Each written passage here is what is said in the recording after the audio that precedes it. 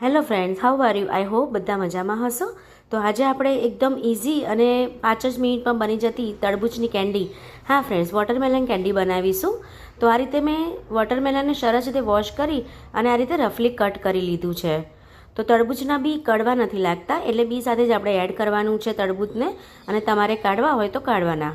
તો આ રીતે જે જ્યુસરનો જાર આવે છે મિક્સરનો, એમાં મેં તરબૂચ લીધું છે. તમારે જેટલી ક્વોન્ટિટીમાં કરવાનું હોય એ પ્રમાણે લેવાનું. સાથે એકદમ થોડું એવું સંચર એડ કરીશું. તો સંચર વધારે પડતું એડ ના થવું જોઈએ, એ વાતનું ધ્યાન રાખવાનું, નહીં કારણ કેન્ડી બિલકુલ સારી નહીં લાગે. હવે બરફના ક્યુબ હું લઈશ. તમારે બરફના ક્યુબને એવોઇડ કરવા હોય તો પણ તમે કરી શકો છો, સ્કીપ કરી શકો છો. તો બરફના ક્યુબ એડ કરવા, બીજું કશું જ એડ નથી કરવાનું. અને સંચર તમે સ્કીપ કરી શકો છો, ખાલી એકલું તરબૂચ પણ લઈ શકો છો. તો સંચર અને બરફના ક્યુબ વધારે ના પડી જાય એ વાતનું ખાસ ધ્યાન રાખવાનું. તો આ રીતે મિક્સરમાં આપણે ક્રશ કરી દઈશું. તો ફ્રેન્ડ્સ, આ કેન્ડી ખાવામાં બહુ જ ફાઇન લાગે છે, પણ જો સંચર વધારે પડી જશે ને તો બિલકુલ સારું નહીં લાગે.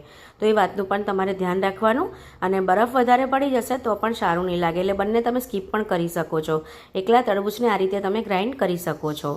હવે આપણે સરસ રીતે ગ્રાઇન્ડ કરી લીધું છે, તમે જોઈ શકો છો. હવે આપણે એક સ્ટેનરમાં એને ગાળી લઈશું, જેથી જે એના બીના હોય અને જે મોટું હોય એનું જે પાર્ટ્સ હોય એ ઉપર આવી જાય સ્ટેનરમાં. તો આ રીતે આપણે સ્ટેનરમાં ગાળી લેવાનું છે. તો જો એના બિયા છે એ બધા ઉપર આવી ગયા છે, એના સીડ્સ જે આવે છે વોટરમેલનના એ. તો આ રીતે આપણે સ્ટેનરમાં એને ગાળી લેવાનું છે. તો રેડી છે આપણું કેન્ડી માટેનું.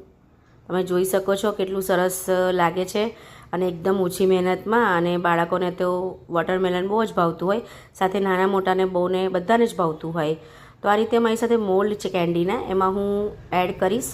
તમારી સાથે ના હોય તો તમે કોઈપણ વાડકીમાં પણ એડ કરી શકો છો, કે કોઈપણ ગ્લાસમાં પણ એડ, જે પાણી પીવાના ગ્લાસ આવે એમાં પણ એડ કરી શકો છો. હું થોડું થોડું કરીને અંદર ભરી દઈશ આ રીતે.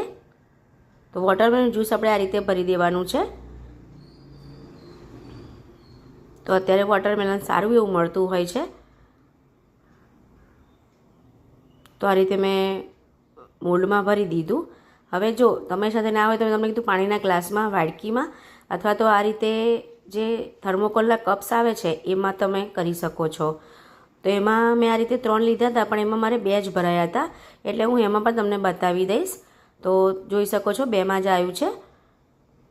તો આ રીતે એલ્યુમિનિયમ ફોઇલ આવે છે એ હું લઈ લઈશ, જેથી જે બરફના ક્રિસ્ટલ હોય એ ઉપર બાજે નહીં. તો આ રીતે એનું સાઇઝનું કટ કરી દઈશું અને ફોઇલ લગાવી લઈશું.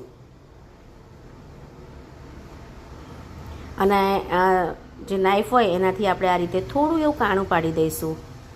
અને જે કેન્ડીની સ્ટીક આવે એ એડ કરીશું અને ફ્રીઝરમાં ઓવરનાઇટ માટે મૂકી દઈશું. તો ડીપ ફ્રીઝરમાં મૂકવાનું છે. ઉપરનું જે ડીપ ફ્રીઝર આવે એમાં ઓવરનાઇટ મૂકી દીધું. હવે સવારે આપણે જોઈ લઈશું.